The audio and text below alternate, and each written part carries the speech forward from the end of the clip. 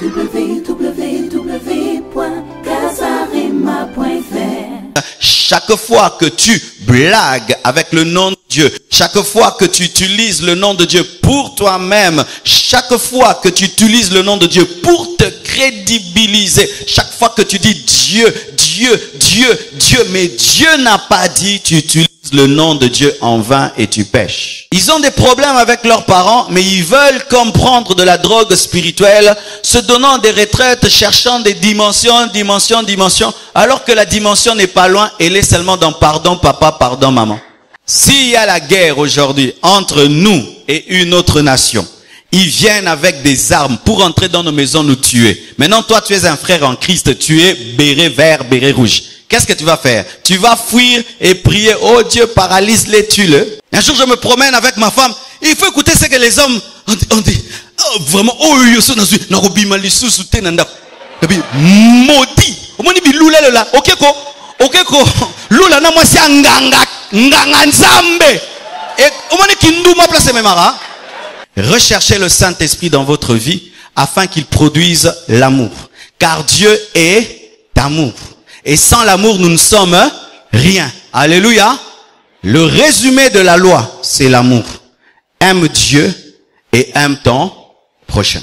Restez dans la chambre haute. Alors le Saint-Esprit viendra. Il vous donnera la force de faire ce que je vous dis de faire. Et il vous remplira de l'amour. C'est pourquoi la Bible dit dans Galates 5, verset 22, le fruit du Saint-Esprit, c'est l'amour. Tout ce qu'on ajoute, la foi, la bonté, ce sont les parties. Parce que le fruit principal du Saint-Esprit, ce n'est pas la foi, la bonté. C'est l'amour. Et dans l'amour, il y a la foi, la bonté et tout le reste. Lorsque le Saint-Esprit vient dans ta vie, il te donne l'amour pour Dieu et pour ton prochain. Automatiquement, tu accomplis toute la loi de Moïse. Pour voir plus de vidéos chrétiennes en exclusivité, tapez www.casarema.fr. Tu es plus qu'un grand frère. Tu es une source intarissable de vie, de paix, d'amour et de fidélité. Nous ne nous sommes pas trompés en croyant en toi et en te confiant nos vies. Merci pour ta présence dans nos vies. Dès le matin, tu es là. Merci pour ta grâce dans cette église. Merci pour ta grâce dans ce ministère. Merci pour mon frère, merci pour ma soeur qui sont venus t'écouter, recevoir ta parole, ta vie. Je prie pour chacun d'eux. Je prie pour leur cœur, je prie pour leur vie, afin qu'ils te connaissent davantage. Qu'ils te connaissent davantage. Qu'ils te connaissent davantage.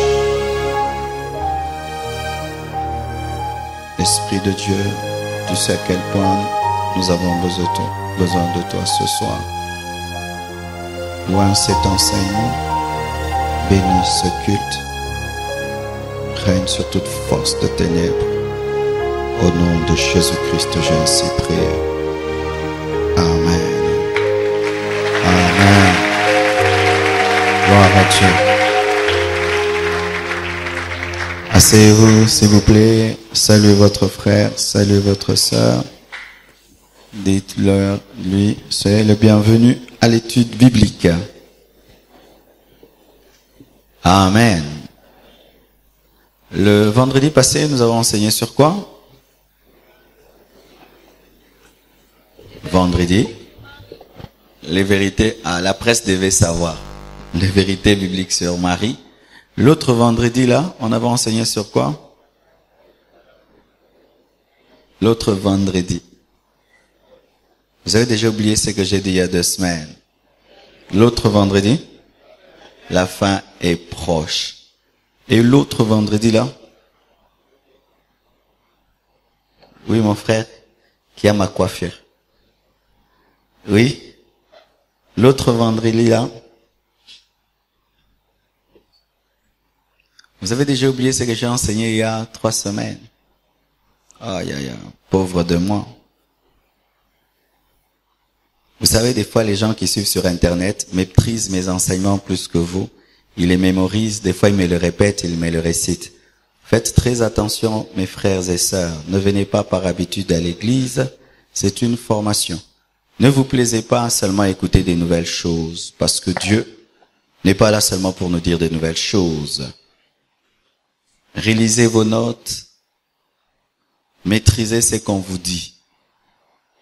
Car vraiment, si déjà vous avez oublié ce qu'on a enseigné il y a 2 semaines, comment peux-tu donc pratiquer ce que tu as oublié? Comment quelqu'un peut pratiquer ce qu'il a oublié? Amen.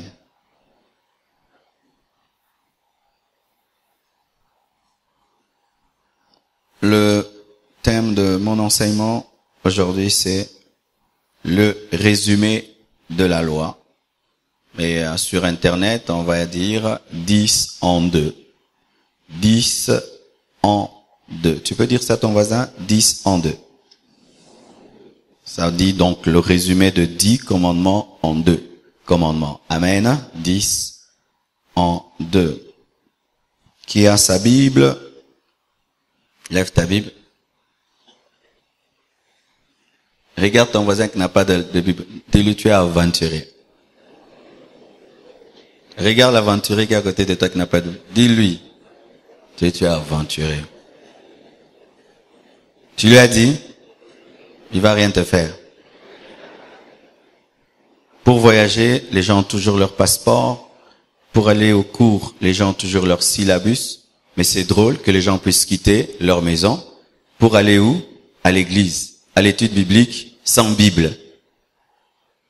C'est être un aventurier, un vrai. C'est manquer de sérieux dans ta vie chrétienne que venir à une étude biblique sans Bible. Tu veux dire quoi? Que tu as maîtrisé la Bible? J'ai déjà commencé à prêcher. Tu veux dire que tu as maîtrisé la Bible? Que toi, tu as tous les versets. Si je te dis de me citer 50 versets de tête maintenant, tu n'as pas? Alors qu'est-ce qui vous donne la prétention de croire que vous pouvez vous permettre de venir à l'église sans des Bibles? C'est déjà un signe de mort spirituelle. Un signe de mort spirituelle lorsque tu peux venir à l'église sans Bible. Le musulman va au Coran avec à la mosquée avec toujours son Coran. Le témoin de Jéhovah a toujours leur Bible de témoin de Jéhovah. Mais il y a des gens qui viennent à l'église sans Bible. Pourquoi? Le pasteur va prêcher, je vais entendre. Tu n'es pas sérieux. Et c'est ça les chrétiens d'aujourd'hui, ils ne sont pas attachés à la Bible. Et vous êtes étonnés que de plus en plus, il y a des faux docteurs, des faux enseignants. Mais quand quelqu'un sait que vous n'avez pas la Bible, il peut dire tout ce qu'il veut. Et je me pose déjà la question, si quelqu'un est incapable d'amener sa Bible à l'église, est-ce qu'il lit même la Bible à la maison? Je pense pas. Je pense pas. Les lecteurs de la Bible sont très attachés à leur Bible. Pourquoi? Parce qu'ils doivent tout le temps vérifier. Surtout s'il va à un rendez-vous de la parole. Il doit venir avec sa Bible pour vérifier si aujourd'hui on va le mentir ou on va confirmer quelque chose qu'il a lu. Mais quand vous vous permettez de venir à l'église sans des Bibles, vous n'êtes pas sérieux. Vous manquez de crainte de Dieu. Vous manquez de crainte de Dieu. Vous prenez soin de beaucoup de documents, de beaucoup de choses, mais amenez la parole de Dieu. Est-ce qu'elle pèse? Est-ce qu'elle pèse? Amen. Ayez toujours un cahier, ayez toujours un bic, toujours une Bible quand vous venez à l'église. Ayez un esprit studieux quand vous venez à l'église. L'église n'est pas un endroit d'amusement, mais c'est une école. Amen. Hein? C'est une école. Sinon, vous passerez du temps à l'église, mais votre connaissance dans les choses de Dieu ne grandira pas. Amen. Le résumé de la loi. Lorsqu'on parle de la loi aujourd'hui, nous allons parler des 10 commandements. Nous allons parler des 10 commandements. Nous sommes dans Exode 20, le verset 1 à 17. Je vais aller jusqu'au verset 22. Exode 20. Nous tenons debout pour lire Exode 20. verset 1 jusqu'au verset 22. Vous y êtes? 1, 2, 3. Allons-y. Alors Dieu prononça toutes ces paroles en disant que celui qui n'a pas mené de Bible ne lise pas dans ta Bible. Le salut est individuel. Les 5 vierges sages ont refusé aux 5 vierges folles de l'huile. Amen. Les lots bouez les Bibles. Amen. Même si vous êtes mari et femme, bouez la moisse nos Bibles. Exode 20, nous lisons nous-mêmes avec nos Bibles, sans partager. Alors Dieu prononça toutes ces paroles en disant, « Je suis l'Éternel ton Dieu qui te fait sortir du pays d'Égypte, de la maison de servitude. Tu n'auras pas d'autre Dieu devant ma face. Tu ne te feras point d'image taillée, ni de représentation quelconque des choses qui sont en haut dans les cieux, qui sont en bas sur la terre et qui sont dans les eaux plus bas que la terre. Tu ne te prosterneras point devant elles et tu ne les serviras point, car moi l'Éternel ton Dieu, je suis un Dieu jaloux, qui punit l'iniquité des pères sur les enfants jusqu'à la 3e et la 4e génération de ceux qui me haïssent, et qui fait miséricorde jusqu'en 1000 générations à ceux qui m'aiment et qui gardent mes commandements. Tu ne prendras point le nom de l'Éternel ton Dieu en vain, car l'Éternel ne laissera point impuni celui qui prendra son nom en vain. Souviens-toi du jour du repos pour le sanctifier. Tu travailleras 6 jours et tu feras tout ton ouvrage. Mais le 7e jour est les jours du repos de l'Éternel ton Dieu. Tu ne feras aucun ouvrage, ni toi, ni ton fils, ni ta fille, ni ton serviteur, ni ta servante, ni ton bétail, ni l'étranger qui est dans tes portes. Car en 6 jours, l'Éternel a fait les cieux, la terre et la mer, et tout ce qui est contenu. Il s'est reposé le 7e jour, c'est pourquoi l'Éternel a béni le jour du repos et l'a sanctifié. Honore ton père et ta mère, afin que tes jours se prolongent dans le pays que l'Éternel ton Dieu te donne. Tu ne tueras point, tu ne commettras point d'adultère, tu ne déroberas point, tu ne porteras point de faux témoignages contre ton prochain, tu ne convoiteras point la maison de ton prochain, tu ne convoiteras point la femme de ton prochain, ni son serviteur, ni sa servante, ni son bœuf, ni son âne, ni aucune chose qui appartienne à ton prochain. Tout le peuple entendait les tonnerres et le son de la trompette. Il voyait les flammes de la montagne fumante. À ce spectacle, le peuple tremblait et se tenait dans l'éloignement. Ils dirent à Moïse, « Parle-nous toi-même et nous écouterons, mais que Dieu ne nous parle point, de peur que nous ne mourions. » Moïse dit au peuple, « Ne vous effrayez pas, car c'est pour mettre à l'épreuve que Dieu est venu, et c'est pour que vous ayez sa crainte devant les yeux, afin que vous ne péchiez point. » Le peuple restait dans l'éloignement, mais Moïse s'approcha de la nuée où était Dieu. L'Éternel dit à Moïse, « Tu parleras ainsi aux enfants d'Israël. Vous avez vu que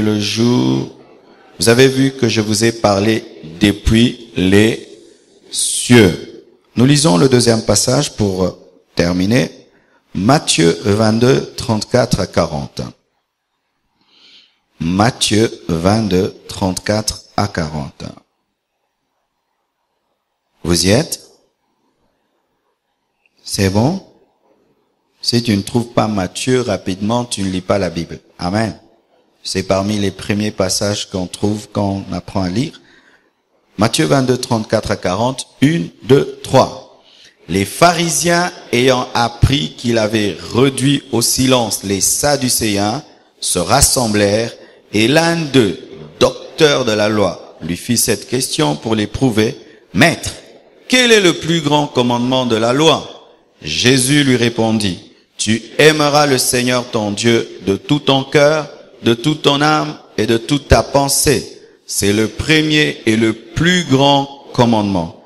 Et voici le second qui lui est semblable. Tu aimeras ton prochain comme toi-même. De ces deux commandements dépendent toute la loi et les prophètes. Acclamons la parole du Seigneur.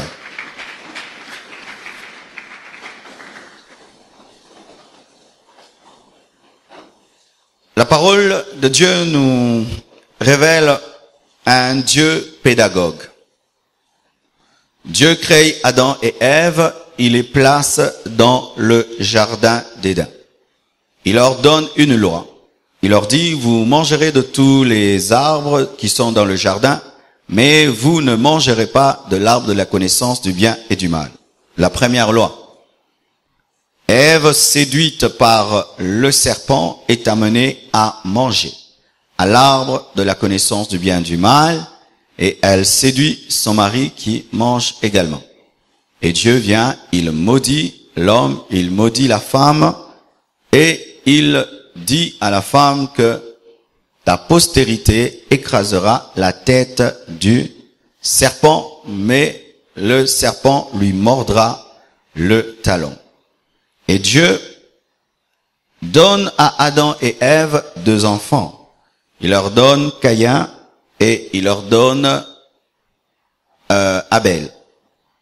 Caïn tue Abel par jalousie parce que il connaissait mieux le Seigneur et il est exaucé dans son offrande, alors que Caïn n'est pas exaucé. Et quand il tue Caïn tue plutôt Abel. Dieu, après des années, donne à Adam et Ève un fils appelé Seth. Et Dieu suscite des hommes après des autres jusqu'à tomber sur un homme appelé Noé. Noé, à son époque, la terre était remplie de méchanceté, mais il s'était démarqué. Dieu lui parle enfin qu'il puisse construire l'arche. Et à la sortie de l'arche, il sort avec ses trois fils, Sem, Cham et Japheth. Il s'enivre, il prend du vin, et son fils, Cham, le voit, le dit à ses frères, et il est maudit. Et Dieu choisit entre Japheth et Cham, Sem, par lequel il engendre une postérité jusqu'à un homme qui est appelé Abraham. Abraham vivait parmi des idolâtres car son père lui-même était idolâtre. Dieu lui dit de quitter sa patrie pour lui montrer une autre patrie. Et au travers de lui, Dieu donne Isaac. Isaac épouse une femme, Rebecca, et ils ont Jacob et Ésaü. Dieu met de côté Ésaü et choisit Jacob. Jacob qui devient Israël. Et Jacob passe par des moments de souffrance, de disette. Et il aime un de ses fils appelé Joseph, à qui il donne une tunique multicolore. Et Joseph est haï par ses frères, il est vendu par ses frères, et il se retrouve en Égypte. Il devient ministre en Égypte. Et en cette époque, Dieu fait que ses frères qui l'ont vendu, touchés par la famine, viennent en Égypte. C'est alors qu'il va leur pardonner, il va se révéler à eux et il va attirer Jacob et tous ses enfants, les 12 tribus d'Israël en Égypte. En son temps et au temps du pharaon qui connaissait Joseph, tout allait bien. Mais lorsque le pharaon qui avait connu la grâce qui était sur Joseph mourut, l'autre vint et il a commencé à maltraiter le peuple d'Israël, les enfants de Jacob. Mais la Bible nous dit que malgré qu'on les maltraitait, ils se multipliaient. Et Dieu avait dit à Abraham que sa postérité sera en captivité pendant 400 ans. Et cette parole dite à Abraham s'est accomplie en Égypte. 430 ans après, Israël est sorti de l'Égypte avec un homme, Moïse, un juif qui était élevé dans la maison de Pharaon pendant 40 ans, qui en est sorti pour le désert pendant 40 ans et qui est revenu pour les libérer et les amener dans le désert. Alors ce peuple qui était un homme, Abraham, qui est devenu une famille de Jacob, mais qui est devenu des tribus, des millions de personnes, se sont retrouvés dans le désert. Et là, il fallait la loi, il fallait les diriger, il fallait leur dire ce qu'ils devaient faire ou pas. C'est alors que Dieu appelle Moïse au sommet de la montagne, parce que c'était des millions de personnes, il devait savoir comment se comporter pour qu'ils puissent marcher avec le Dieu qui les a délivrés de l'Égypte, traverser le désert, entrer en Canaan et même demeurer en Canaan. Mais sachez ceci, que tout ce que Dieu était en train de faire au travers de Moïse n'était qu'une ombre qui préfigurait ce qu'il allait faire en Jésus-Christ, parce qu'au départ, il avait dit à la femme, ta postérité écrasera la tête du serpent. Et tout ce qu'il faisait au travers d'Israël, c'était pour accomplir la prophétie qu'il avait donnée au serpent, à la femme, que sa postérité dominerait le serpent. Et là maintenant, le peuple de Dieu sort de l'Égypte. Et vous savez, frères et sœurs, lorsque vous avez fait 400 ans d'esclavage, même si vous sortez de l'esclavage, vous gardez la mentalité d'esclave. Et même si vous sortez de l'idolâtrie, vous gardez des manières idolâtres. C'est pourquoi même Israël a fait un veau d'or dans le désert. Pourquoi? L'Égypte, ils étaient sortis physiquement de l'Égypte, mais n'étaient pas sortis spirituellement de l'Égypte. L'Égypte était en eux, même s'ils étaient sortis de l'Égypte. Alors toutes ces lois, c'était pour que l'Égypte sorte d'eux et qu'ils puissent marcher dans la sainteté avec leur Dieu. Ce qui veut dire que la loi était bonne. Amen. Elle était bonne, mais elle n'était pas parfaite parce qu'elle était une ombre. Et nous connaissons cette loi que Moïse a reçue au sommet de la montagne dans des tonnerres. Le doigt de Dieu écrivait sur le roc. C'est extraordinaire, c'est miraculeux, extraordinaire. Et le peuple de Dieu, lorsqu'il a expérimenté cela, ce spectacle, ils étaient effrayés. Et qu'est-ce que Dieu avait dit? Dieu avait dit ceci. Je suis l'Éternel ton Dieu qui t'ai fait sortir du pays d'Égypte. Dieu aime toujours que son peuple ne perde jamais la mémoire. N'oublie jamais d'où tu viens, n'oublie jamais où Dieu t'a pris. Amen. Les hommes spirituels n'oublient jamais d'où ils viennent, ils n'oublient jamais leur histoire, ils n'oublient jamais les bienfaits de Dieu. De la maison de servitude, c'est-à-dire que tu étais un esclave. Aujourd'hui, tu es libre, mais n'oublie pas que tu étais esclave. N'oubliez jamais que vous étiez des païens. N'oubliez jamais que vous étiez malade et Dieu vous a guéri. N'oubliez jamais où Dieu vous a pris. N'oubliez jamais. Cela vous pousse à la reconnaissance. Cela vous pousse à l'humilité. Cela vous empêche de tomber dans l'orgueil. Cela vous empêche de pécher contre Dieu lorsque tu sais qu'aujourd'hui je suis libre, mais hier j'étais un esclave. N'oublie pas. Et Dieu dit, tu n'auras pas d'autre Dieu devant ma face, révélant la jalousie de Dieu. Il y a un nom de Dieu que nous ne connaissons pas souvent, Jéhovah Kaba. Kaba, c'est dire Dieu jaloux. Dieu jaloux. Nous connaissons Jéhovah Jireh, mais Dieu n'est pas que Jéhovah Jireh, c'est un Dieu jaloux. Et les 10 commandements sont les révélateurs des émotions de Dieu, des attributs de Dieu. Dieu se révèle comme un Dieu jaloux. C'est dire, moi qui vous ai libéré de l'Égypte, je ne suis pas n'importe qui. Je suis un Dieu jaloux. Je vous ai fait du bien, mais je suis jaloux. Vous n'aurez pas d'autre Dieu devant ma face. Et il précise comment. Tu ne feras point d'image taillée, des statues, ni des représentations, photos et tout le reste quelconque de ces choses qui sont en haut, dans les cieux, qui sont en bas sur la terre, et qui sont dans les eaux plus bas que la terre.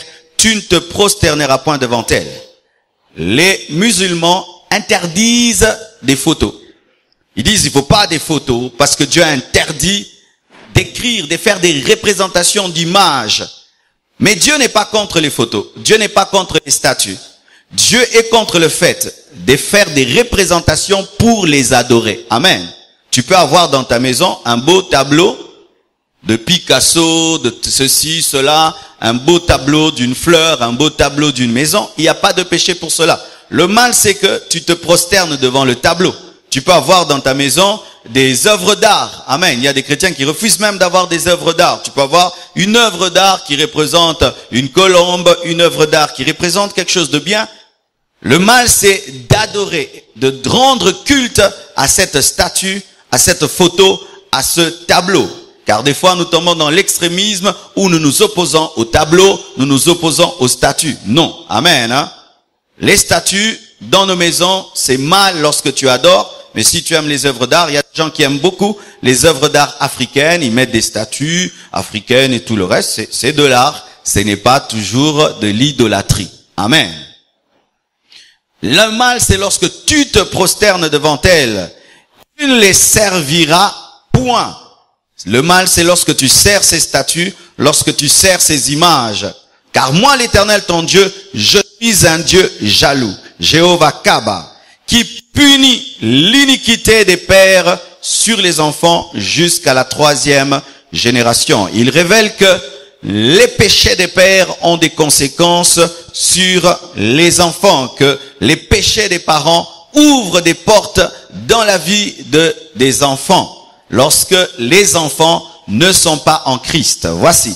Lorsque ton père pêche, ce qu'il fait te touche lorsque toi aussi tu pêches. Mais si ton père pêche, mais toi tu es en Christ, son péché ne te touche pas. Alléluia. Si pendant que je prêche, mon père pêche, ça ne me touche pas. Cette parole s'accomplit dans la vie des hommes et des femmes qui n'ont pas Christ, car des fois nous prenons ces écritures pour mal les accomplir. En Jésus-Christ, nous ne subissons pas les conséquences des péchés de nos parents. Amen. Hein? En Jésus-Christ, nous ne subissons pas. On ne dira plus que les parents ont mangé les raisins verts et les enfants ont eu les dents agacées. En Jésus-Christ, quand le Père mange les raisins amers, les raisins verts, ça le touche lui seul, ça ne te touche pas. Si pendant que je prêche, ton père est dans l'occultisme, ça ne te touche pas. Alléluia. Il peut amener son sang, c'est son sang. Toi, tu as un sang mélangé. Tu as le sang de ta famille et tu as le sang du royaume de Dieu. Ce qui fait qu'on ne peut pas te repérer. Vous devez le croire. Alléluia. Sinon, bien aimé, le salut en Jésus-Christ est un petit salut. En Jésus-Christ, nous ne subissons pas les conséquences des péchés de nos parents. Mais si tu n'es pas en Jésus, j'aimerais te dire que tout ce que tes parents font de mal te touche immédiatement parce que tu es leur sang. C'est être en danger que d'être un païen. Un païen est un homme en danger parce qu'il peut être là calme à la maison, mais on est en train de le sacrifier dans une loge. Tu t'imagines? Tu es chez toi à la maison, tu ne fais rien, mais papa te sacrifie, maman te sacrifie, et tu meurs aussi. Pourquoi? Parce que tu es païen. Mais quand tu es en Jésus-Christ, on peut te sacrifier 1000 fois. Il y a déjà un sacrifice qui te protège, le sacrifice de la croix. Amen. Ainsi, aujourd'hui, je vis les conséquences de la mort et de la résurrection de Jésus-Christ. Je ne vis plus les conséquences des actions de mon Père, parce que mon Père maintenant, c'est le Père céleste. Alléluia. Mais si tu n'as pas Jésus, bien aimé, tout ce que tes parents font et ont fait te touche immédiatement. Sauvez-vous, bien aimé, en recevant Jésus. Alléluia. Et la Bible dit, qui fait miséricorde jusqu'à la 1000 génération de ceux qui m'aiment. Dieu maudit jusqu'à la 4e génération, mais il bénit jusqu'à la 1000e génération. Amen. Le fait que vous craignez Dieu, si vos enfants craignent Dieu, ils obtiendront vos bénédictions. Amen. Ainsi, le plus grand héritage que je laisse à mes enfants, ce ne sont pas des maisons, mais c'est l'alliance. Alléluia. Et mes arrière-petits-fils pourront, si Jésus-Christ tarde, expérimenter les conséquences de mon ministère. Alléluia. Est-ce que vous le croyez? Amen. Si vous croyez en une malédiction transgénérationnelle, vous devez croire aussi en une bénédiction transgénérationnelle. Est-ce que vous le croyez? Amen. Ne croyez pas que la malédiction, croyez aussi en la bénédiction. Ainsi aussi, pendant que je prêche ici, si quelqu'un veut toucher mon enfant dans la sorcellerie, il ne pourra jamais toucher mes enfants parce que mes enfants croient en Jésus-Christ et mon Dieu les protège. Amen. Tu ne prendras point le nom de l'Éternel, ton Dieu, en vain. Comment est-ce que souvent nous péchons par rapport à cette parole? c'est d'ajouter toujours le nom de Dieu à tes paroles pour te crédibiliser. C'est toujours ajouter le nom de Dieu à tes paroles pour te crédibiliser. Dieu m'a dit alors que Dieu ne t'a pas dit, parce que tu sais que si tu dis, les gens ne vont pas croire, tu ajoutes Dieu m'a dit. Chaque fois que nous faisons ça, nous utilisons le nom de Dieu en vain. Chaque fois que dans nos blagues, nous mettons Dieu, nous utilisons le nom de Dieu en vain. Chaque fois que nous jurons au nom de Dieu, nous utilisons le nom de Dieu en vain. Chaque fois que nous utilisons le nom de Dieu pour nous crédibiliser, nous utilisons le nom de Dieu en vain. Je connais des gens, si tu es chrétien, il veut faire les affaires avec toi, il te dit, moi aussi je prie Jésus. Il commence à te parler de Dieu. Il utilise Dieu pour ses affaires. C'est utiliser le nom de Dieu en vain. Tu veux qu'une porte s'ouvre, voilà que tu commences à dire, ah, moi aussi je suis enfant de Dieu, je suis enfant de Dieu. Tu te sers du nom de Dieu. Amen. Chaque fois que tu blagues avec le nom de Dieu, chaque fois que tu utilises le nom de Dieu pour toi-même, chaque fois que tu utilises le nom de Dieu pour te crédibiliser, chaque fois que tu dis Dieu, Dieu, Dieu, Dieu, mais Dieu n'a pas dit, tu utilises le nom de Dieu en vain et tu pèches. Car l'Éternel laissera point impuni celui qui prendra son nom en vain. Dans les églises de réveil, nous péchons souvent contre ce commandement. Il y a trop de Dieu m'a dit dans les églises de réveil. Trop de Dieu m'a dit. Dieu m'a montré, Dieu m'a convaincu, Dieu m'a dit. Et tu vois la même personne qui dit Dieu m'a dit et puis ça n'arrive pas. Dieu m'a dit et puis ça ne se fait pas. Dieu m'a dit et puis ça n'arrive pas. Bien-aimés, veillez toujours sur vos bouches lorsque vous voulez dire Dieu. Amen. Je préfère dire je sens, je suis convaincu, je pense, si je ne suis pas sûr, que dire Dieu m'a dit. Souviens-toi du jour du repos pour le sanctifier. Tu travailleras 6 jours et tu feras tout ton ouvrage, mais le 7e jour est le jour du repos de l'Éternel ton Dieu. Tu ne feras aucun ouvrage, ni toi, ni ton fils, ni ta fille, ni ton serviteur, ni ta servante, ni ton bétail, ni l'étranger qui est dans tes portes. Car en 6 jours l'Éternel a fait les cieux, la terre et la mer et tout ce qui est contenu, et il s'est reposé le 7e jour. C'est pourquoi l'Éternel a béni le jour du repos et l'a sanctifié. Là, j'aimerais poser une question. Est-ce qu'aujourd'hui, en Jésus-Christ, nous devons respecter le sabbat? Amen. Nous voyons un commandement là. Tu travailleras pendant 6 jours, le 7e jour tu ne travailles pas. Pourquoi? Parce que Dieu a créé les cieux et la terre en 6 jours et le 7e jour il s'est reposé. Qui d'entre nous ici respecte le sabbat? Alléluia. Alors nous sommes en train de pécher contre cette parole parce que il y en a qui travaillent même jusque dimanche, n'est-ce pas? Il y a certains qui travaillent jusque dimanche. Est-ce qu'un chrétien qui travaille jusque dimanche pêche? Et le sabbat, le sabbat ce n'est pas dimanche. Dimanche c'est le premier jour. Le sabbat c'est samedi. Quand même nous travaillons jusqu'à samedi et puis dimanche on dit c'est le jour du Seigneur. Mais le jour du Seigneur, selon la parole de Dieu, n'est pas le dimanche parce que c'est le 7e jour, c'est le samedi. Alors, il y a toujours eu un débat théologique à ce sujet sur le sabbat. Et voici, bien-aimés frères et sœurs, les plus grands enseignants du sabbat, on les appelle les adventistes du 7e jour, qui prétendent que le 7e jour, samedi, c'est le jour où nous devons faire les cultes. Il ne faut pas faire les cultes le dimanche, nous devons faire les cultes le samedi. Un jour, j'ai rencontré un papa qui m'a dit, pasteur, tant que tu pries le dimanche, je ne croirai pas. Le jour que vous allez commencer à faire le culte samedi, je croirai. Oui, on fait la jeunesse samedi. Amen. Voici la réponse par rapport au sabbat. Lisez ce passage. Tu vois qu'il faut venir avec la Bible à l'étude biblique. Verset haut, Kanga. Aux yeux en haut. Amen. Voici 2 passages qui peuvent révéler aujourd'hui dans le Nouveau Testament la pensée biblique sur le sabbat. Lorsque quelqu'un vient t'enseigner sur le sabbat, dans le Nouveau Testament, voici 2 passages que tu peux lui donner. Marc 2, versets 27 à 28. Vous y êtes? Je vais lire, écrivez ça, Marc 2, 27 à 28, au sujet du sabbat.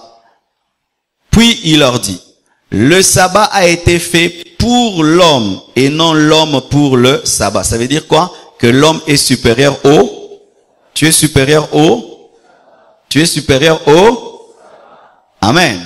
Mais dans l'Ancien Testament, on vous montrait que le sabbat était supérieur à l'homme. De sorte que l'homme était l'esclave du sabbat, alors que l'homme est au-dessus du sabbat. De sorte que le Fils de l'homme est maître même du sabbat. Amen. Hein?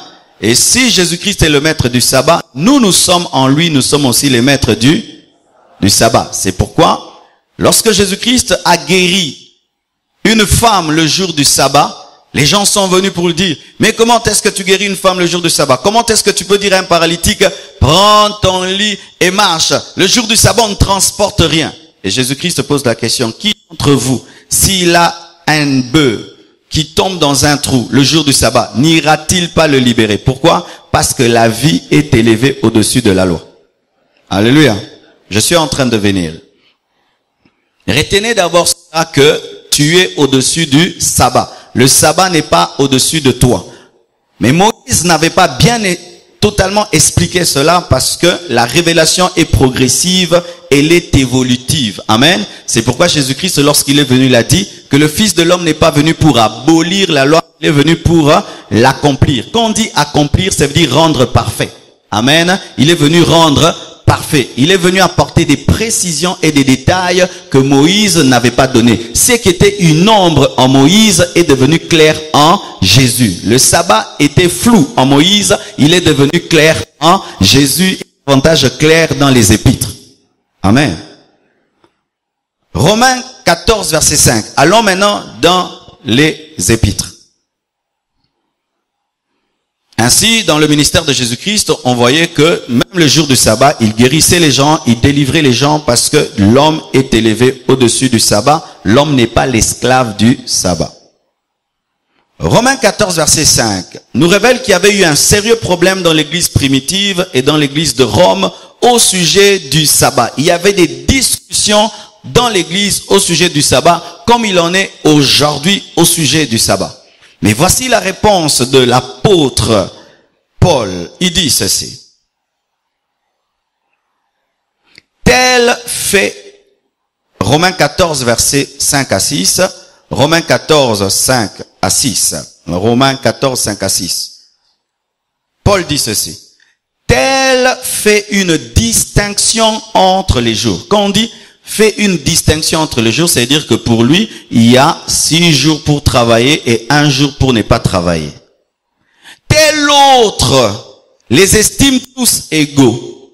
Il ne fait pas de distinction. Voilà maintenant. Voyons si Paul va condamner celui qui ne fait pas de distinction et qui trouve que tous sont égaux. Il dit ceci. Que chacun ait en son esprit une pleine conviction. Ça veut dire quoi? Quand tu fais une chose, sois sûr et certain que tu le fais selon la volonté de Dieu. C'est-à-dire, si toi, tu respectes le sabbat, alors, sois pleinement convaincu de cela. Et si toi, tu dis, je ne respecte pas les sabbats parce que pour moi, en Jésus-Christ, tous les jours sont égaux, sois convaincu de cela. Verset 6. Celui qui distingue entre les jours agit ainsi pour le Seigneur. Celui qui dit, ce jour, je le consacre à Dieu pour prier, pour adorer. Je ne ferai rien, je ne travaillerai pas, il ne fait pas mal. Amen. Celui qui dit, moi le dimanche, je ne fais rien. Je serai à l'église du matin jusqu'au soir, je ne fais rien. Il ne pêche pas? Tu veux pas dire, frère, commence à travailler. Et si lui, dans sa conviction, amen, dans sa conviction, il dit que moi, j'ai un jour réservé à Dieu, tu ne vas pas dire, frère, tu pêches. Amen. Quand est-ce que cela devient mal? C'est lorsque tu imposes ta conviction aux autres comme étant une doctrine. Amen. Hein? C'est lorsque maintenant tu dis, tout le monde doit maintenant avoir tel jour où tu ne fais rien. Paul ne dit pas ça. Il dit, celui-ci fait une différence entre les jours, l'autre ne fait pas. Celui qui fait une différence entre les jours n'agit pas mal parce qu'il le fait pour le Seigneur, mais Alléluia.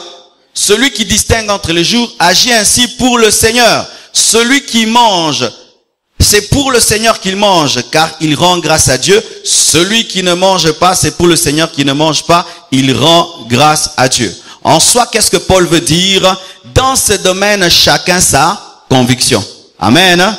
Chacun sa conviction. Un jour, je vais même enseigner sur la nourriture. Est-ce qu'on peut manger telle chose ou pas manger ceci? J'enseignerai même sur les aliments dans les Écritures. Mais pour ce qui est du sabbat, Paul dit ceci. Si toi, tu dis que le samedi, c'est le jour du sabbat pour toi, ou tu pries seulement, tu ne travailles pas, c'est bien. Amen. Hein? Mais si l'autre, il dit, pour moi, tous les jours sont à Dieu, c'est bien. Mais tout doit être fait dans la conviction. Amen. Mais pour ma part, voici ce que je crois. C'est que dans le Nouveau Testament, il n'y a pas seulement un jour qui est réservé à Dieu. Tous les jours sont réservés à Dieu. Amen. Je n'ai pas un jour qui est plus sacré que les autres. Le lundi est sacré pour moi. Le mardi est sacré pour moi. Le jeudi est sacré pour moi. Vendredi, samedi, dimanche, tous les jours sont sacrés pour moi. Mais si quelqu'un maintenant, il dit, au-delà que ce soit sacré, je ne travaillerai pas, je ne ferai pas ceci, je n'ouvrirai pas ma boutique, je n'ouvrirai pas mon shop, s'il le fait pour la gloire de Dieu, tant mieux. Mais il ne doit pas enseigner cela comme étant une doctrine. Amen. Dans l'Ancien Testament, c'était doctrinal. Dans le Nouveau Testament, c'est la conviction. Est-ce que vous comprenez ma réponse? Dans l'Ancien Testament, c'était doctrinal. Dans le Nouveau Testament, c'est question de conviction. Et voilà maintenant. Il y a certaines personnes qui, elles ont consacré à Dieu le mercredi. Amen. Le mercredi, il s'enferme toujours dans sa chambre du matin jusqu'au soir. C'est son sabbat. Amen. L'autre, il consacre, il dit, moi, c'est le vendredi. Tous les vendredis, il est en prière. C'est son sabbat. Mais l'autre, il dit, moi, vraiment, ça doit être samedi parce que samedi, c'est le sabbat. C'est bien. Que ce soit vendredi, que ce soit lundi, gloire à Dieu. Et si pour toi, c'est tous les jours, gloire à Dieu. Et si pour toi, aucun jour, gloire à Dieu. Seulement, aie une pleine conviction. Dans le domaine du Nouveau Testament, le sabbat n'est pas une doctrine, c'est une conviction. D'accord? Amen. Je vais donner même des précisions. Si nous prenons le sabbat tel qu'il est écrit, imagine que quelqu'un puisse tomber malade un samedi, vous n'allez pas le transporter. Si maintenant les hôpitaux ne travaillent pas le samedi, que le samedi les hôpitaux ne travaillent pas, qu'aucune femme n'accouche samedi, que personne ne tombe malade samedi, qu'aucun médecin ne travaille samedi, les gens vont mourir ou pas? Voici maintenant comment est-ce que tu peux savoir qu'une conviction n'est pas très profonde. C'est lorsque tu l'appliques à la réalité de la vie et au sens de la vie, car la vie est plus que le sabbat. Alléluia. Alléluia. Le samedi que ton travailleur, ta sentinelle ne vienne pas te protéger. Parce que c'est le sabbat. C'est pourquoi Christ, lorsqu'il est venu pour accomplir, rendre parfait, il révèle à Paul que c'est question maintenant de conviction. Mais voici ce que tu dois toujours respecter dans le Nouveau Testament, ton rendez-vous avec Dieu. La Bible nous dit que Pierre montait au temple à l'heure de la prière. Respecte toujours tes rendez-vous avec Dieu. Lorsque tu dis, Seigneur, mardi c'est mon jour de culte, respecte cela. Lorsque tu dis, mercredi c'est mon jour de culte, respecte cela. Lorsque tu dis, moi je prie de telle heure à telle heure, respecte cela. Lorsque tu dis, Seigneur, moi à 12 heures je te chercherai, respecte cela. Lorsque tu dis, je veux faire une retraite de 3 jours, respecte cela. Respecte ton rendez-vous avec Dieu. Que ce soit lundi, mardi, mercredi, dimanche, samedi, respecte le rendez-vous que tu as avec Dieu et bats-toi pour arriver à temps. Alléluia. C'est cela maintenant dans le Nouveau Testament, ton rendez-vous avec Dieu, ton sabbat. Mais nous ne pouvons pas enseigner dans le Nouveau Testament que le samedi, les gens ne doivent pas travailler. Le samedi, les hôpitaux ne doivent pas fonctionner. Le samedi, c'est seulement le culte. Nous ne pouvons pas enseigner cela car ce n'est pas doctrinal, c'est une question de conviction. D'accord? Voici. Après que la Bible nous parle du sabbat, la Bible dit ceci, « Honore ton père et ta mère, afin que tes jours se prolongent dans le pays que l'Éternel ton Dieu te donne. » Dans le Nouveau Testament, cette parole encore est confirmée, disant que c'est la première loi accompagnée d'une promesse. La première loi accompagnée d'une promesse touche les parents. Bien-aimés frères et sœurs, Dieu respecte beaucoup les parents. Quand tu es jeune, tu ne comprendras pas la valeur des parents. J'étais à Mbujimaï, j'étais avec une sœur, elle venait d'accoucher. Elle me dit, pasteur, le jour où j'ai accouché, j'ai appelé maman pour lui dire merci. Merci en pleurant. Elle s'est rendue compte comment est-ce que elle, rien qu'un accouchement, elle a senti qu'elle allait mourir, mais sa mère a accouché 4, 5 fois, et sa mère l'a élevée jusqu'à l'âge où elle a reconnu alors à quel point sa mère l'a aimée. Bien-aimé frère, que ton père soit sorcier, que ton père soit magicien, que ton père soit pauvre, que ton père soit analphabète, que ta mère soit sorcière, prostituée ou quoi que ce soit, honore ton père et ta mère si tu veux vivre longtemps. Beaucoup de gens ne vivent pas jusqu'à 90 ans, jusqu'à 120 ans, parce qu'ils manquent du respect à leurs parents. Comment traitez-vous vos parents? Est-ce que vos parents peuvent dire que vous les honorez? Vous honorez. Traitez avec respect vos parents. Vous imaginez cela? Moïse va sur une montagne, Dieu parle dans le feu, mais il parle des parents. Vous imaginez, nous souvent nous pensons que lorsqu'il y a des grandes expériences spirituelles, on va parler des dons, on va parler des miracles, on va parler des prodiges. Moïse vient là où il y a le feu, la Shekinah, des tremblements de terre, et Dieu est en train de dire, honore ton père et ta mère. Alléluia.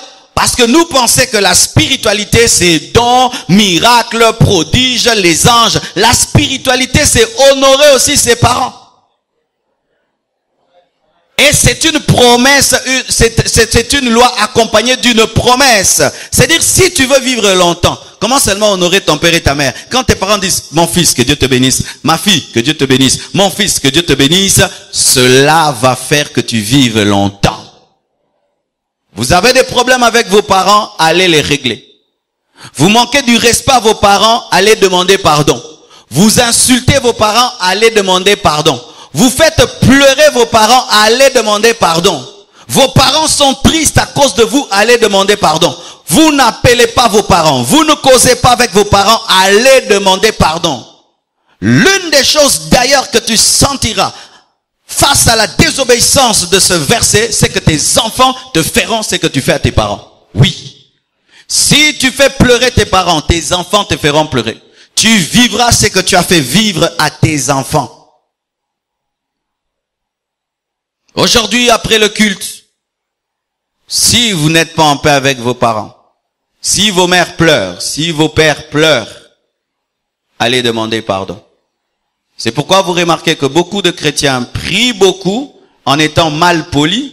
Papa, toi, maman, toi, tu exagères, va-t'en, tu me saoules, tu me ceci, tu me cela. Hein? Cette femme qui t'a porté, qui pouvait te faire tomber, et puis tu tombes, et puis tu deviens paralytique. Il y a un homme qui a dit merci à toutes les femmes qui par amour ont perdu leur beauté, et il a montré le ventre d'une femme avec une césarienne. On montre comment est-ce que il y a une plaie sur son ventre comme ça. Elle avait un beau ventre tout plat, tout parfait, mais parce qu'elle aime son enfant, on coupe. Il y a aussi des médecins qui sont méchants, vraiment ils vont te couper vraiment donc.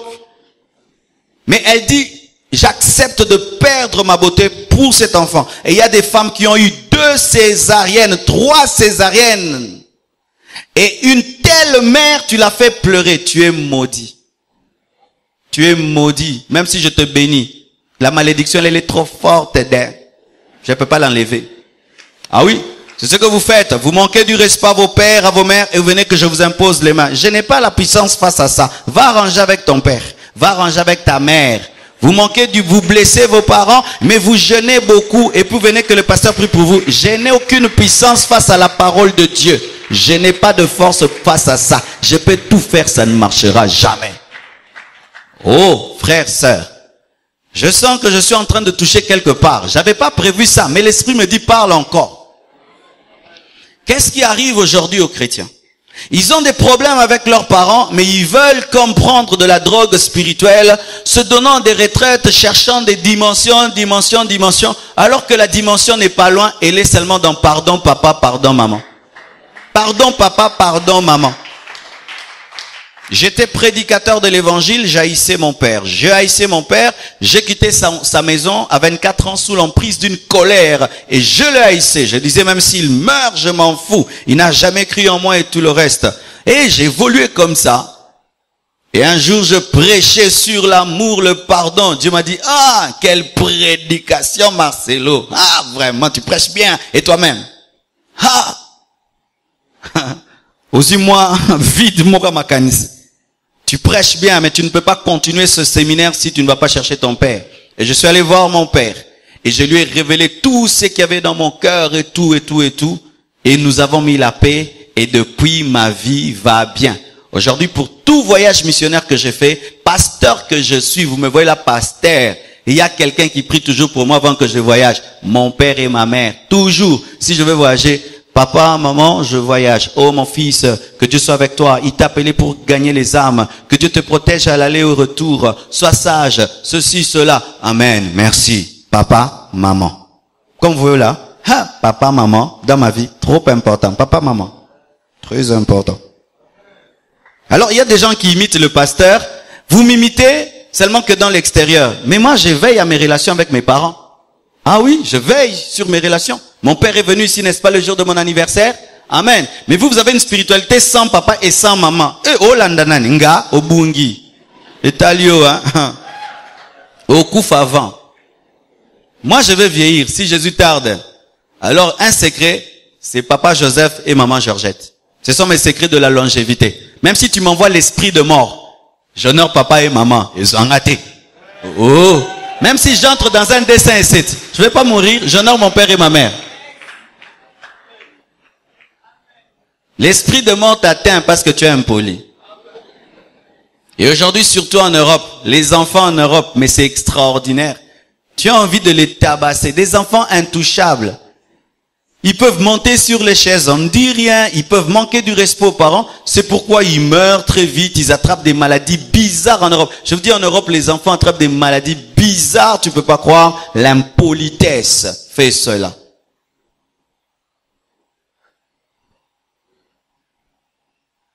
Apprenez à vos enfants, pas seulement à vous respecter vous, à respecter toute personne âgée également. Amen. Et je dis toujours, si tu ne respectes pas ton père physique, comment tu peux respecter ton pasteur? La plupart des temps, les disciples qui respectent leur pasteur sont des disciples qui respectent déjà leurs parents. Souvent, nous subissons l'impolitesse que vous avez à l'égard de vos parents et vous les amenez à l'égard de vos pasteurs. Car un homme qui respecte papa et maman, il va respecter son pasteur, il va respecter les anciens de l'église, il va respecter les gens. Mais quand tu manques du respect à ton père, à ta mère, tu vas manquer du respect au professeur à l'université, à ton maître à l'école, tu vas manquer du respect à ton chef, tu vas manquer du respect à ton pasteur. C'est ainsi que vous êtes maudits parce que vous ne savez pas comment traiter les autorités dans vos vies. Amen. La Bible dit, tu ne tueras point. Amen. Tu ne tueras point dans le sens véritable de ne pas tuer. Dieu savait que l'homme pouvait atteindre le niveau de tuer un autre. Et le premier meurtrier dans la parole, c'est Caïn. Caïn a tué qui? Il a tué son propre frère. Alors si un homme, le premier, peut tuer son propre frère, alors qu'est-ce qu'un homme peut faire de tous les autres? Bien-aimé, même un militaire, lorsqu'il va à la guerre, n'a pas le droit de tuer en dehors du temps réel de la guerre. Amen. Un jour, je vais enseigner sur l'enseignement sur un militaire. Je suis militaire. D'abord, je pose la question, est-ce qu'un chrétien peut être militaire? Ici, est-ce qu'un chrétien peut être militaire? Il y a une sœur qui a dit. Mais si maintenant, nous, on ne peut pas être militaire, que les païens soient militaires, qu'ils puissent pécher à notre place, hein?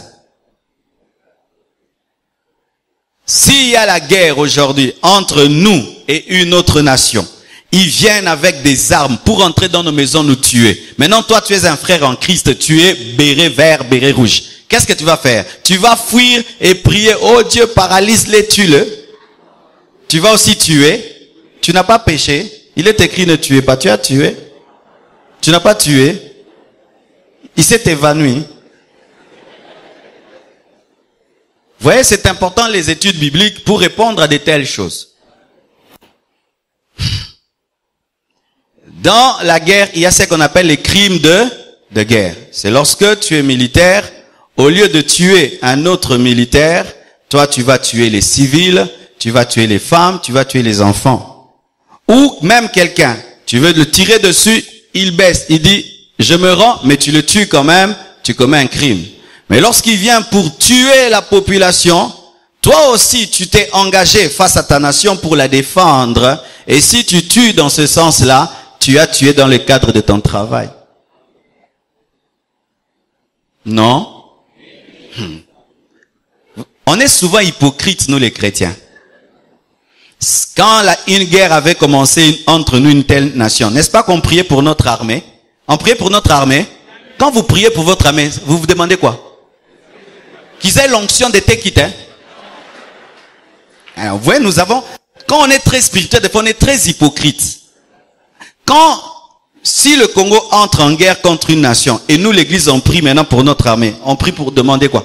Que Dieu leur donne la force de tuer et de ne pas être tué, non?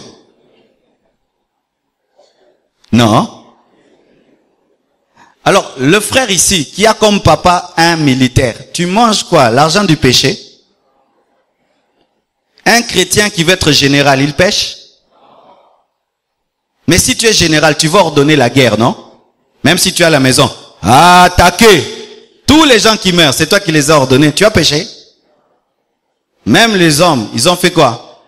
La cour, la CPI? C'est ça? On ne juge pas les hommes par rapport aux guerres, mais aux crimes de guerre.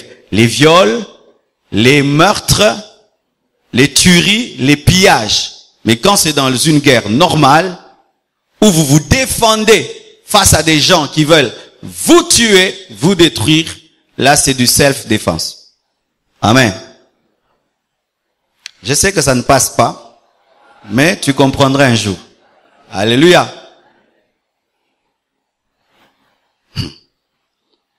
Des militaires veulent entrer chez moi à la maison. Et puis il y a un militaire qui me protège. Quand il commence à tirer, je dis, toi ne tire pas, les anges sont là. Je dis, Betama, ça c'est quoi toi yo? Mais non, non, Betama. Vrai ou faux? Non. Tu vas quitter l'église? Parce que j'ai osé quand même dire haut, c'est que les gens disent bas. Parce que nous disons ça, nous tous bas. Qui veut être militaire? Amen. Quel est le rêve d'être un grand militaire? Est-ce que c'est un péché? Non, c'est pas un péché. Lorsque les soldats sont venus auprès de Jésus-Christ, il leur a dit quoi? Ne soyez plus militaires. Il leur a dit quoi? Contentez-vous de votre solde. Point. Si être militaire était un péché, Jésus allait dire, vous, botika, qui militaire, non? Il a dit, salaire non, oh, papa. Quand tu commences à voler aux civils, tu pêches. Mais quand c'est dans le cadre de ton travail et tu te défends et tu défends ton nation, tu ne pêches pas. C'est ce que Jésus-Christ a dit quand les militaires sont venus. Dis-nous maintenant, nous les militaires, on va faire quoi? Il n'a pas dit, ne soyez pas militaires. Il a dit, contentez-vous de votre sort. C'est-à-dire quoi? Ne commettez pas des meurtres, des mauvaises choses dans votre travail. Ça va, je vais évoluer. N'est-ce pas qu'il est mal à un homme de voir la nudité d'une femme, n'est-ce pas? Maintenant, les frères maintenant qui vont étudier, qui font la chirurgie et la gynécologie, ils pêchent ou pas? C'est toujours dans le même sens avec la guerre. On appelle ça bitumba. Oui. Si vous dites que parce que quelqu'un est chrétien, il peut pas être militaire, donc un chrétien ne peut pas être gynécologue. Donc un homme médecin ne peut pas faire accoucher une femme. Donc un homme ne peut pas opérer une femme. Non? Quand un homme voit une femme qui n'est pas sa femme en dehors du cadre de la médecine, il pêche. Mais si c'est dans le cadre de la médecine, il ne pêche pas. Même si Dieu a dit, tu ne convoiteras pas. Là, il n'a pas convoité. Il a bien regardé pour enlever la maladie. Sinon, quittez la médecine. Parce qu'en allant faire la médecine, tu seras obligé de voir des choses que tu ne dois pas voir, mais tu ne pêches pas. Mais quand est-ce que maintenant ça devient le péché? Comme pour le militaire. Il pêche lorsqu'il tue les civils. Il pêche lorsqu'il tue des prisonniers de guerre. Il pêche lorsqu'il tue des gens qui disent nous n'allons plus combattre. Il pêche lorsqu'il viole. Et le médecin pêche lorsqu'il demande à une femme d'enlever les habits, même si elle a mal à la tête.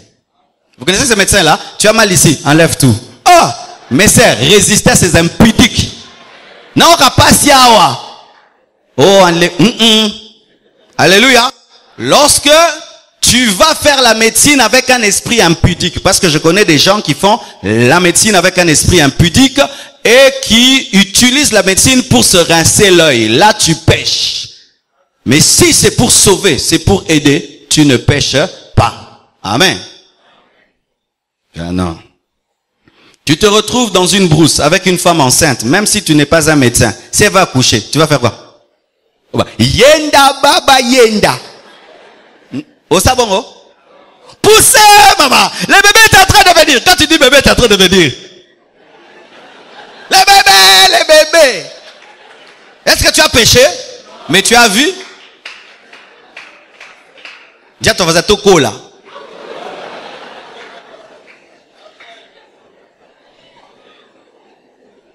Amen.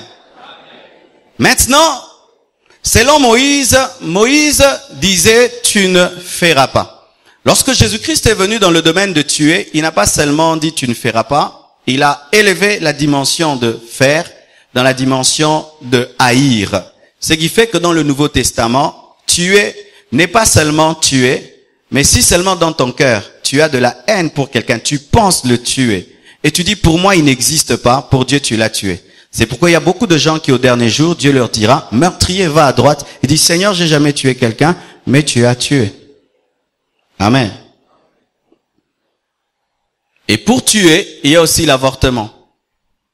Aujourd'hui, on dit que si tu as une grossesse indésirable, tu as le droit d'avorter. Non. Même si c'est un meurtrier qui t'a violé, tu dois garder le bébé.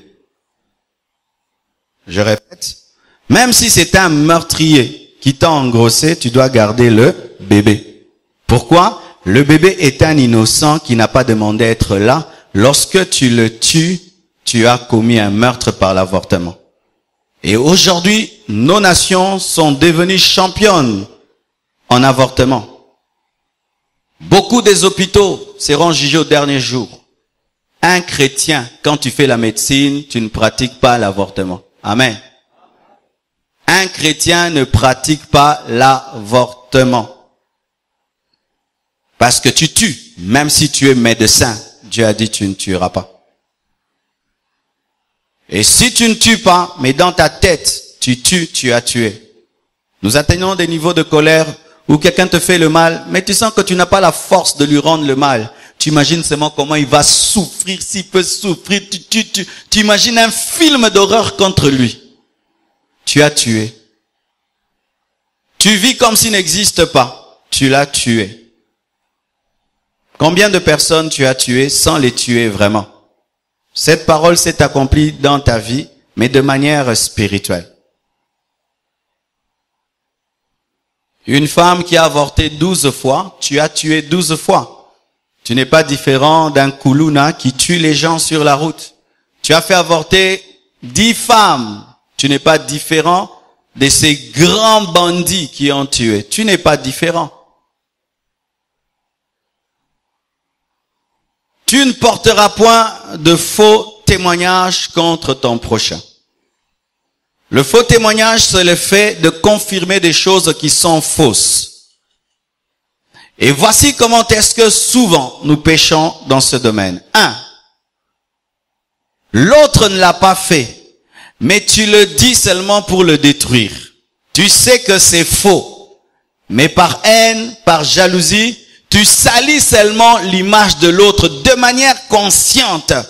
Tu salis son image. Dieu interdit de parler mal sur quelqu'un afin de salir sa réputation. Mais il y a une autre manière.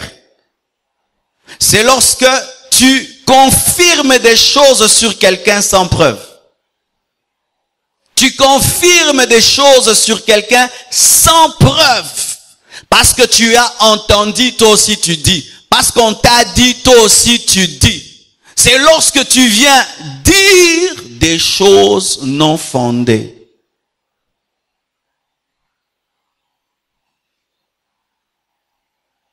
Voici. Je vois le frère. Et on me dit des choses sur lui, je ne vérifie pas. Je le dis, et il perd sa crédibilité. Après, je me rends compte que je l'ai sali. Est-ce que tu auras la force d'aller partout où tu l'as sali pour dire que tu t'étais trompé? C'est pourquoi, bien aimé, quand tu n'es pas sûr d'une chose, il faut te taire. Amen. J'ai vu, par exemple, un jeune garçon, j'écris sur Internet que bientôt je serai en Europe pour prêcher. Écoutez ce que ce garçon dit. Vous allez qu'en Europe pour prêcher et les villages. Il me connaît? Donc, tu ne connais pas quelqu'un. Il met quelque chose sur Facebook. Yoka ngulu ngulu koti. Oyebi, quand j'ai prêché à Kimpese, il était là. Moi, j'ai prêché à Kimpese. On m'a reçu dans une maison sans fenêtre. Une toilette sans toiture. On m'a mis dans un bus rempli de piments pour rentrer. La personne avait parlé. J'ai été prêché dans des endroits bizarres. Lui, il ne connaît pas tout ça de moi. Comme lui, il sait, les pasteurs aiment seulement prêcher en Europe. Donc lui aussi, il est comme ces pasteurs-là qui choisissent sous prêcher. Il ne me connaît pas, mais il me juge en fonction de ses idées. Quelle malédiction il a eu. Quelle malédiction il a eu. Tu es en train de juger quelqu'un sur base seulement de ce que toi tu sais déjà. Oza muluba, yo kozanga orgueil te. Et bon muluba nyo sa orgueil. Yo mukongo okabate. Et bon mukongo nyo sa kabate. Yo muswahili yo masanga. Il faut zomelango na sese. Est-ce que muswahili nyo so amela masanga? Yo mutabandu no kozanga kindoki te. Est-ce que mutabandu nyo sa za kindoki? Yo mungali faut za obundaka. Est-ce que mungala nyo so a bundaka?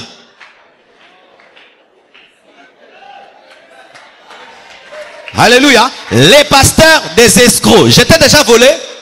Tu m'as déjà attrapé. Des escrocs. Des escrocs. Tu m'as déjà... J'étais déjà volé. Non. Je suis déjà venu dans ta maison te prendre quelque chose. Non. Les escrocs. Ce sont des escrocs. Sur base de quoi? Eh ben, le baba c'est escroc. Oza. Maba. Ne confirmez jamais une chose sans preuve.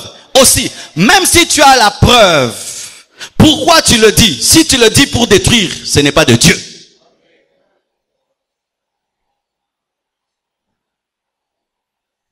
Et vous qui êtes des magistrats, vous péchez souvent contre cette parole. Dans cette nation, il y a des prisonniers qui sont des innocents parce que le magistrat, on lui donne 1000 $, tu mets un père de famille en prison pendant 10 ans. Et tu te dis chrétien. Qui font le droit ici? Démontrez que vous êtes des chrétiens en étant des vrais magistrats.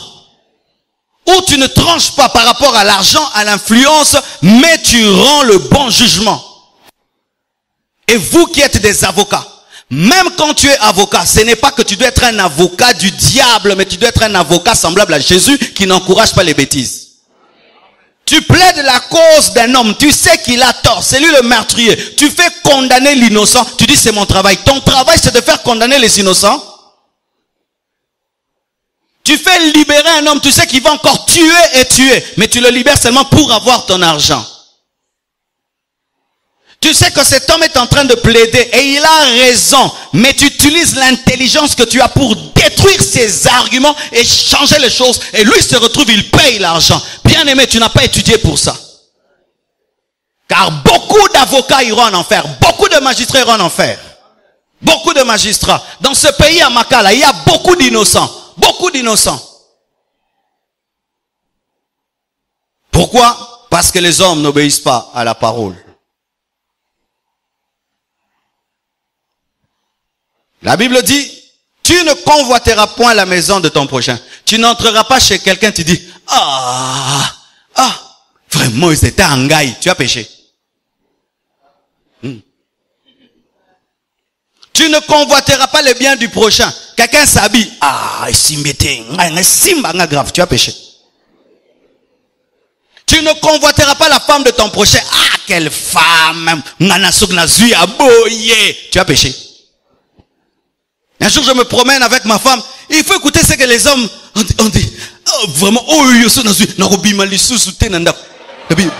maudit. Ok, ko. Lula na moi c'est nganga nzambe.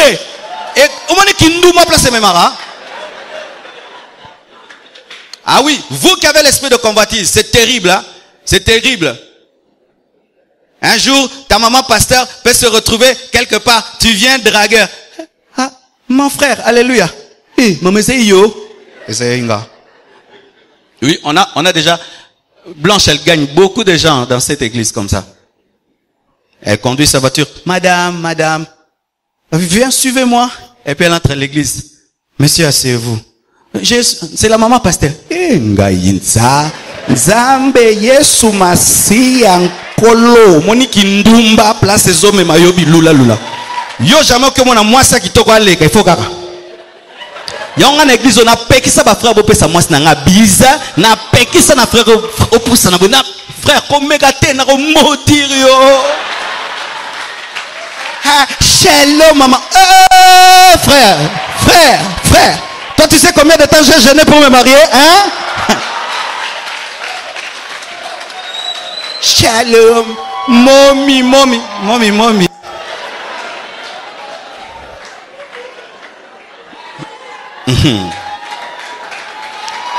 Bizarrement,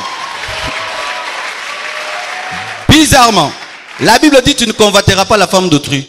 Mais c'est comme s'il n'y avait pas des hommes. On n'a pas dit que tu ne convoiteras pas le mari d'autrui. Pourquoi on me dit seulement tu ne convoiteras pas? Parce que les hommes ont plus l'esprit de convoitise que les femmes. Tu vois, une femme, si elle se marie, elle se contente de son mari. Mais un homme, il peut même épouser une belle femme. Il convoite les femmes d'autrui. Des fois même la femme là, avec qui tu trompes ta femme, elle n'a même pas son niveau, hein papa? Elle n'a même pas son niveau, elle peut même pas lui arriver là. Moza quand ça batu bakoka benya nda kote baleka kaka libanda po tonda typhoïde na microbe ndeko maelenge. Kabri akati na libanda pesa bien. Dendo ya nda kuna libanda pesa bien. Benya akati na libanda pesa bien. Ya pepe sa microbe, ya pepe même hôpital. Ya pepe sa sida.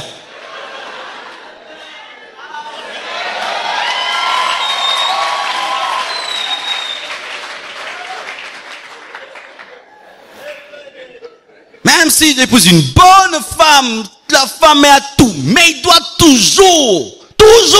C'est pourquoi elle dit, tu ne convoiteras pas la femme de ton prochain.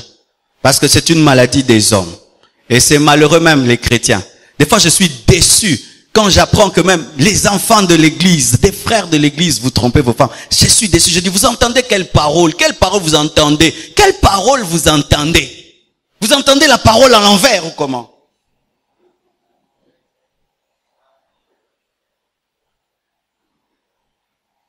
Tu ne convoiteras pas dans tes pensées. Tu ne regarderas pas la femme d'autrui avec un mauvais regard. Parce que c'est bizarre. Une fille peut être célibataire, les gens ne s'en occupent pas. Le jour seulement qu'elle devient la femme d'autrui, c'est tout d'un coup on commence à la déranger. Comme si quand tu étais célibataire, tu n'avais pas d'onction. Seulement quand on t'épouse, tonton monotin, ça va bien boyer. C'est un esprit d'impudicité. L'esprit d'impudicité aime toujours prendre ce qui est interdit. C'est pourquoi vous voyez un homme, il a une femme qui est prête, qui se dispose à lui, il n'en veut pas. Il veut seulement cette femme-là qui refuse. Il a une femme disposée pour lui, il n'en veut pas. Il la touche pas. Mais il veut seulement cette femme-là qui dit non. Parce que ce qui est autrui attire souvent la chair. Mais il faut apprendre à te contenter. L'un des principes du mariage, c'est te contenter. Amen. Te contenter. Et te contenter. Jusqu'à ta vieillesse, tu te contentes de ta femme. Tu ne convoiteras pas la femme de ton prochain. Ni sa maison. Ni ses serviteurs. Tu ne vas pas aller chez ton frère, tu vois qu'il est un bon travailleur, tu dis je te paye plus, viens chez moi. Tu ne feras pas ça. Ou tu vas chez l'autre, tu lui prends ses travailleurs. Il s'est battu pour les former. Il travaille bien. Toi, tu ne peux pas former tes travailleurs. Tu prends les travailleurs de l'autre. Comme d'autres font même dans les églises. Il prend les collaborateurs des autres. Lui, il ne peut pas commencer à zéro où il forme ses propres collaborateurs. Lui, il ne peut pas. Lui, il vient seulement. Là-bas, on te paye comment? Moi, je te donne le double. Je te donne le double. Viens chez moi. Tu ne convoiteras pas le serviteur de l'autre. Tu es serviteur de Dieu, tu vas prêcher dans une église. Ils ont des bons choristes. Contente-toi de tes choristes. Ne va pas là-bas pour voler des choristes. Il a des bons modérateurs. Ne va pas là-bas pour prendre. Forme tes propres serviteurs. Forme tes propres collaborateurs. Ne va pas prendre. Quelqu'un peut quitter l'église là où il est, lui-même vient. Mais je ne peux pas aller dans une église, je prêche, pendant que je prêche, je suis en train d'envier les collaborateurs de ce pasteur, et après, je commence à aller dans sa maison, je donne mes cartes, et puis je commence à les appeler. Jamais je ne ferai cela. Mais il y a des gens qui font cela dans le ministère. Après le culte, ils vont là-bas, ils t'appellent, viens, viens, viens, viens, viens. Il fait son équipe, lui il ne travaille pas dur, mais lui il attend que l'autre travaille pour se tenir à la porte, prendre, viens, tu as la grâce de Dieu. Quand on priait, j'ai vu, quand on priait, j'ai vu. Et là-bas, si on te néglige, moi je vais t'élever. Le péché même dans le ministère.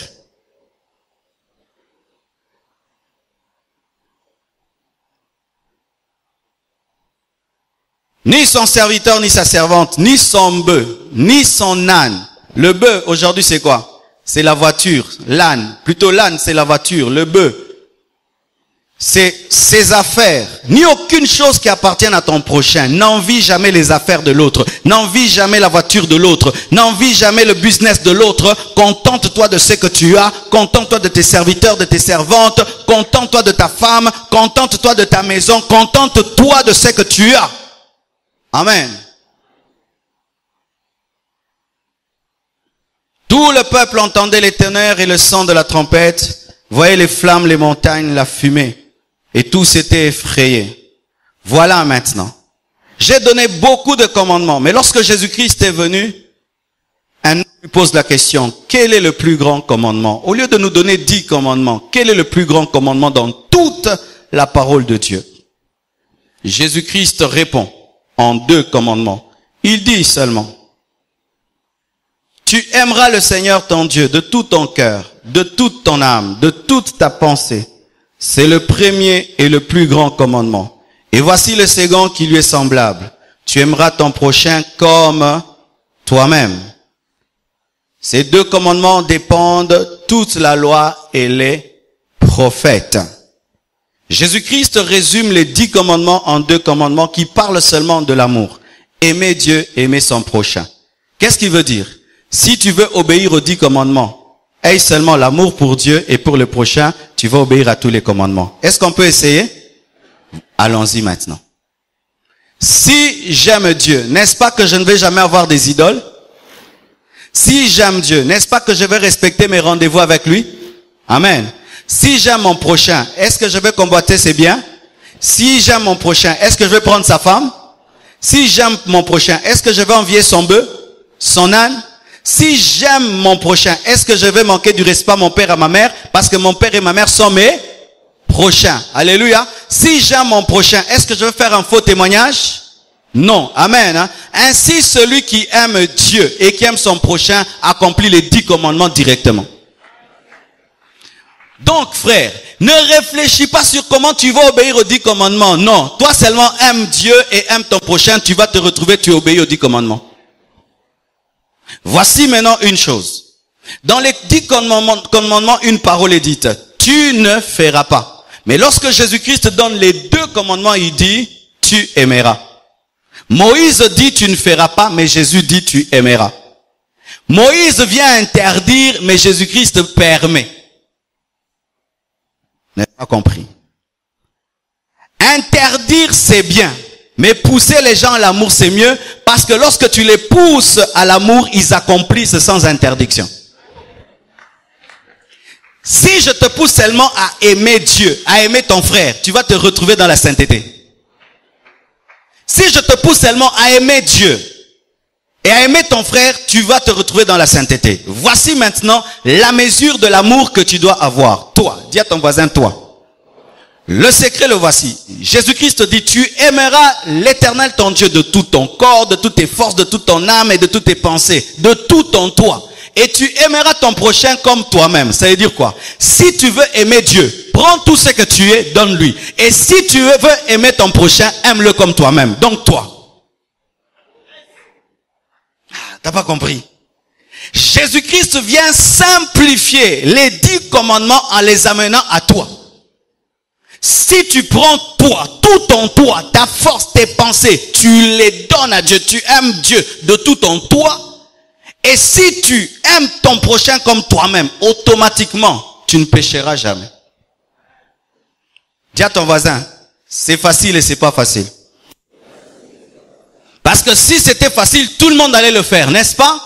C'est pourquoi maintenant Jésus-Christ, après avoir enseigné toutes ces choses, il leur dit, il vous est avantageux que je m'en aille, afin que vienne le Saint-Esprit. Vous avez entendu beaucoup de choses, mais vous n'en avez pas la force. Restez dans la chambre haute. Alors le Saint-Esprit viendra, il vous donnera la force de faire ce que je vous dis de faire, et il vous remplira de l'amour. C'est pourquoi la Bible dit dans Galates 5, verset 22, le fruit du Saint-Esprit, c'est l'amour. Tout ce qu'on ajoute, la foi, la bonté, ce sont les parties. Parce que le fruit principal du Saint-Esprit, ce n'est pas la foi, la bonté. C'est l'amour. Et dans l'amour, il y a la foi, la bonté et tout le reste. Lorsque le Saint-Esprit vient dans ta vie, il te donne l'amour pour Dieu et pour ton prochain.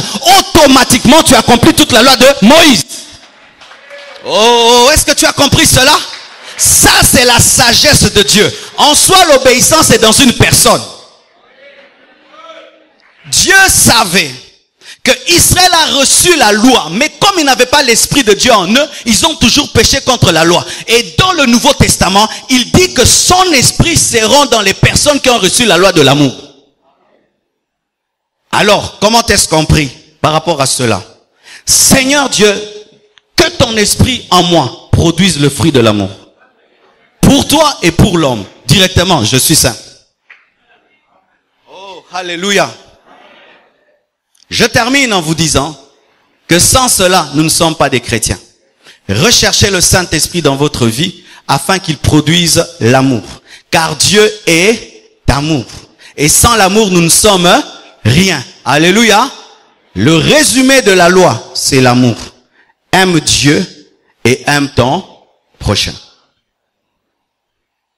Le monde aujourd'hui est en train de se détruire parce que les gens sont dans une sanctification sans amour. Et il y a une image que j'ai suivie dans un documentaire. Un homme pauvre, malade, vient sur la route, grelottant de froid, de fièvre. Il entre dans un sachet tout noir et il dort sur la route. Les gens passent sans même le voir. Mais il est là. Ils passent. Ils sont pressés d'aller travailler. Ils reviennent, ils causent. Mais il y a quelqu'un qui est là, par terre, en train de mourir de fièvre. Mais il passe comme si ce n'est pas un homme. Et qui vient vers cet homme? C'est un autre sans domicile fixe qui vient, qui le sort de son sachet et qui dit, qu'est-ce qu'il y a? Il lui explique, il prend sa veste, il lui donne, il commence à lui parler. Quel enseignement pour notre société? C'est ce que nous faisons. On peut sortir là, rien qu'à la porte de l'église, quelqu'un est par terre. Nous allons fuir, partir, peut-être c'est sa sorcellerie.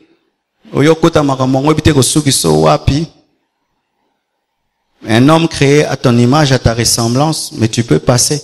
Mais tu dis que Dieu aide-moi à me sanctifier. Mais quand tu passes, tu as péché, tu as laissé quelqu'un mourir, tu étais insensible, tu as laissé l'image de Dieu. Mais pourquoi est-ce que ce sans domicile fixe s'est arrêté?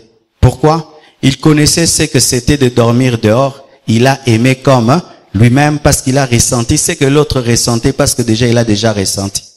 Le problème c'est quoi? C'est que nous sommes trop moi. On se met jamais à la place des autres. C'est pourquoi lorsque la femme de Potiphar a tenté Joseph, Joseph a dit, comment commettrais-je un si grand péché contre Dieu et contre ton mari qui m'a élevé? Il aimait Dieu et il aimait son prochain. C'est pourquoi Joseph est devenu premier ministre. Je sais que tu aimes ta femme. Comment moi je peux toucher à ta femme? Parce que je me mets à ta place. Je n'aimerais pas qu'on touche à ma femme et je ne peux pas toucher à ta femme. Je n'aimerais pas qu'on me vole, je ne peux pas te voler. Je n'aimerais pas qu'on me calomnie, je ne te calomnierai pas. Mais le problème, c'est que nous pensons que nous, on doit recevoir de l'amour, mais pas les autres. Moi, si je tombe par terre, grelottant de froid, il faut que le monde entier vienne me couvrir. Mais l'autre, tu passes. Mais si toi, tu tombes, que tout le monde vienne t'aider, te sauver. C'est pourquoi j'entends même ici des gens qui se plaignent. Moi, ma femme a accouché, personne n'est venu. Toi, tu vas où? Quand les autres accouchent, est-ce que toi tu y vas? Donc toi tu dois recevoir l'amour. Mais toi tu ne peux pas donner l'amour. J'ai eu un deuil, ils ne sont pas venus. Tu participes à combien de deuils dans cette église? Quand il y a les deuils, est-ce que tu vas dans les deuils? Mais si toi, tu perds un être cher, il faut que toute l'église vienne. Mais toi, quand on donne un communiqué, tel est mort, tu entends là, et puis tu n'y vas pas. Mais à ton tour, tu viens fâcher à l'église, j'étais malade. Tu es déjà allé visiter un frère de cette église? À cette église, on ne visite pas les gens. Tu as déjà visité quelqu'un. Donc toi, on te donne l'amour. Mais toi, tu ne donnes pas l'amour parce que toi, tu es spécial. Ah, donne-moi la main. C'est ça la maladie de l'homme. Mais la Bible dit, tu aimeras ton prochain comme toi-même. Tu aimes les visites, visite les autres. Tu aimes qu'on vienne à ton deuil, va dans les deuils des autres. Je vois des gens qui viennent le jour du mariage. Ils sont stupéfaits quand ils arrivent. Vous savez, le mariage à la compassion, recevez la nouvelle. Hein. À la compassion, on bénit tellement de mariages qu'on trouve les mariages normaux. Toba un mariage te. Donc tu as un épisode un poto. Donc tu as rangé. Awa, tiwana, tosuka ka awa, oyeba déjà. Oyozoka. Ils ont na obala plein te to ça la plainte to ça ra plein sur les serviteurs église à Bali ne batu ba ebie bayaka mais mundi après qu'il te après ça batu mbote te ki pa mutute nana roya ton père, ta mère, tes amis et la chorale et les pasteurs. Ozoki yozoki ça combien? Ils entrent comme ça. Bayete yoyaka.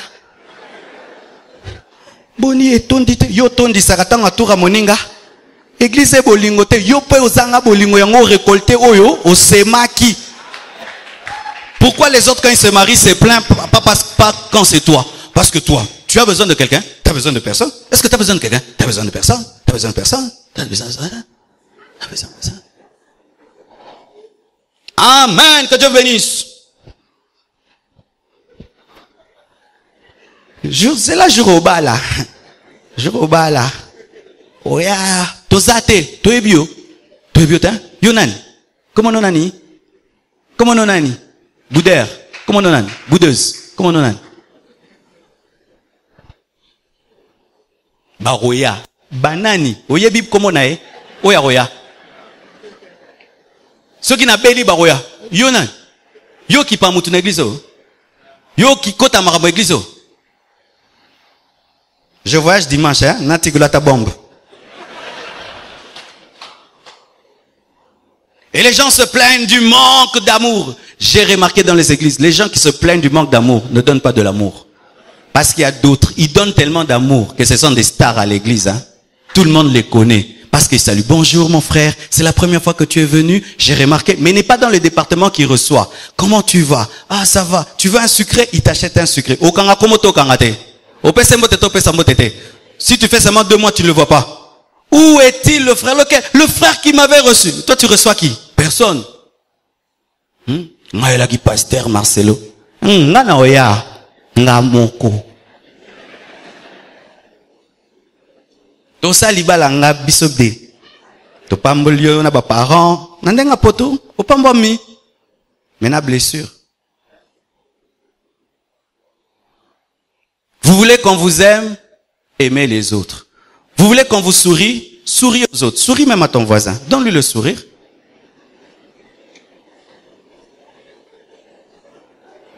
Il y a des gens, il est vieux bombasse même à l'église. Vous connaissez l'histoire du vieux Bombas? Il boude tout le monde, il boude. Et un jour, un voleur vient, il prend la télé, et puis il s'en va, et puis on dit, vieux Bombas, où est la télé? Il dit, ah, faux moï, bimo, bouille. À Cotina, parle, à Kabi TV, il y a quand c'est occupé, na Bouddha. C'est comme au Bouddha, pasteur, maman pasteur, ancien, au Bouddha biso. Quand tu vas tomber malade, tu voudras qu'on vienne.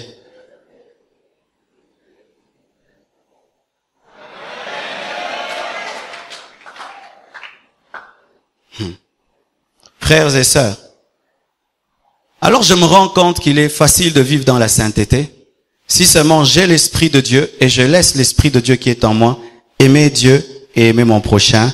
Et là, j'accomplis toute la loi qui est facile. Que Dieu vous bénisse abondamment.